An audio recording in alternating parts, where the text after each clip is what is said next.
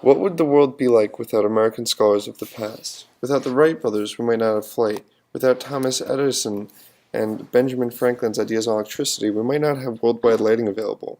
Without Louis Armstrong, we definitely wouldn't have had his legendary jazz music. Without Henry Ford, the mass production of cars might not be around. I will opt out of the American-specific scholars to show the best possible example of a scholar, though.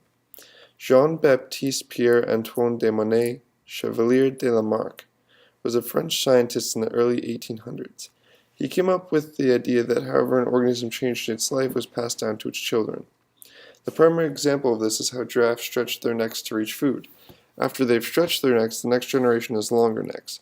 This goes on until giraffes are known for their long necks, and the necks are as long as they need to be. Thus, the species of giraffes could have been born out of hungry hippos that had stretched really far. Now, how does this relate to a scholar? To defy society and follow one's wild trains of thought is rather difficult. However, some of the most notable scientists in history have had to fight against society and current scientific beliefs to try and push their ideas through. Lamarck had to fight against all of the built-up reputation and recognition of Darwin by his point in his theory of evolution, as there were different ideas of evolution. However, Lamarckism was remembered by a smaller section and believed by some. Imagine trying to say, I think Newton was wrong. Force comes from the metachlorian count present in all things. Everyone would look at you as if you'd just grown an extra head and lost the original one. Trying to fight with all of the competing ideas of the primary mechanism of evolution was a huge upskill battle for Lamarck. However, his idea was still shown well enough to be remembered. Just as Lamarck tried to express what he thought was correct, the American scholar needs to fight what they find evidence to be correct. The American scholar portrayed in Perry's Examensmanship in the Liberal Arts and Epistemological Inquiry is able to recognize the fact that facts can be viewed from multiple perspectives without being incorrect. Similarly, different points of view can change how a matter is seen entirely. When Lamarck first presented his idea of evolutionary mechanisms, it was taken as a fad for a short while. However, within 20 years or so, it was acknowledged that he was wrong and that Darwin was right. However, in today's world, there is recognition that Lamarck was right in some more complicated issues. So, from the original view, Lamarck had an innovative idea, and the next he was entirely wrong, and today he's seen as right, however, he didn't have proper examples for his ideas. It shows that Lamarck fell into somewhat of a gray zone, in being right but not entirely or exactly. Viewpoints can change in a number of ways, such as looking through different cultural upbringings, or as before, from different time periods. The scholar must recognize this as it leads to a better understanding of the masterpieces that they can produce. The scholar is the person who finds a unique idea and succeeds with it.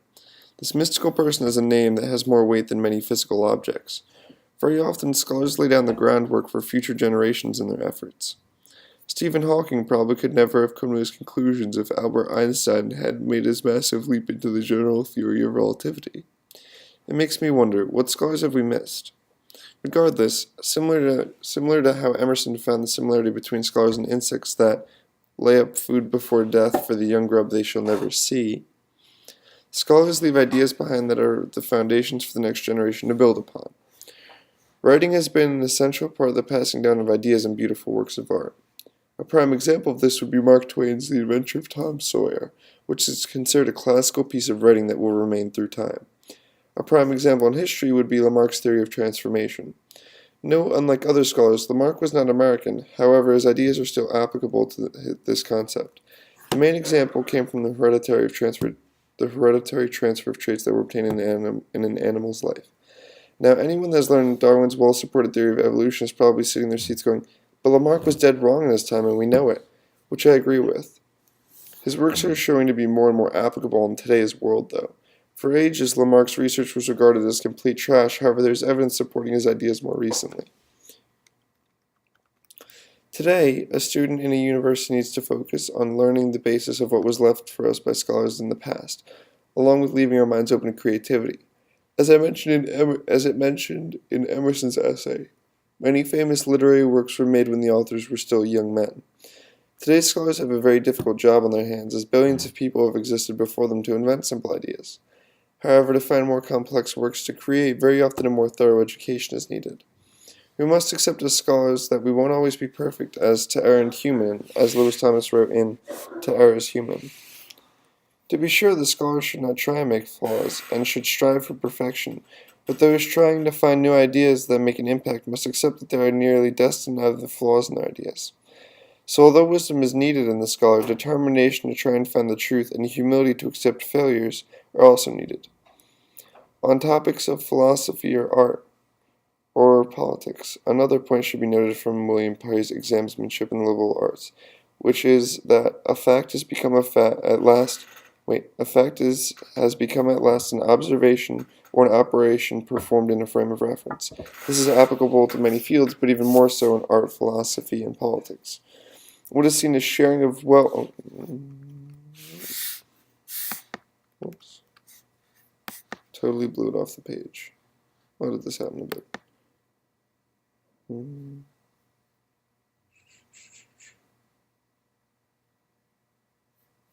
Good there.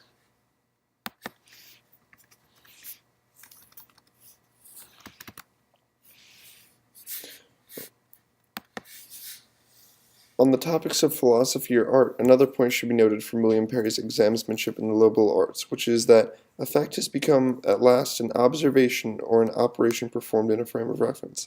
This is applicable to many fields, but even more so in the fields of art and philosophy. What is seen as sharing of wealth from communism could be seen as theft from another perspective, and very often artists try and show different lenses in their art. A prime example of having different views within a literary work would be from The Burial of Thebes, which is a version of Sophocles' Antigone made by Seamus Heaney.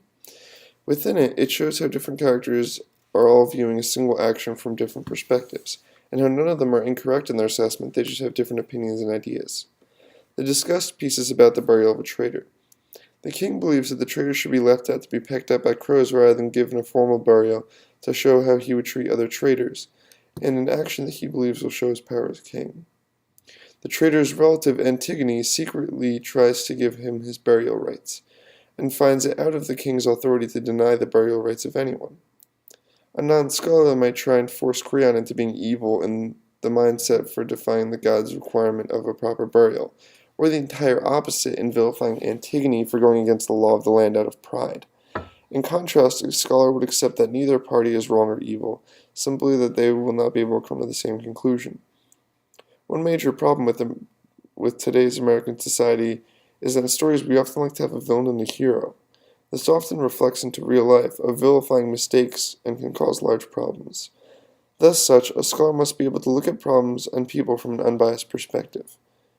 The American scholar resides in each and every one of us. However, very few will take the advantage or leap at the right time to fully become him. So to those listening to this speech, remember all I have said. Look at the facts from all applicable viewpoints. Accept that you will make mistakes and continue regardless, and learn from what previous generations left, but leave your minds open to original thought. Perhaps one of you hearing this speech will be the next Lamarck, destined to be wrong, determined to be right, and turn out somewhere in between.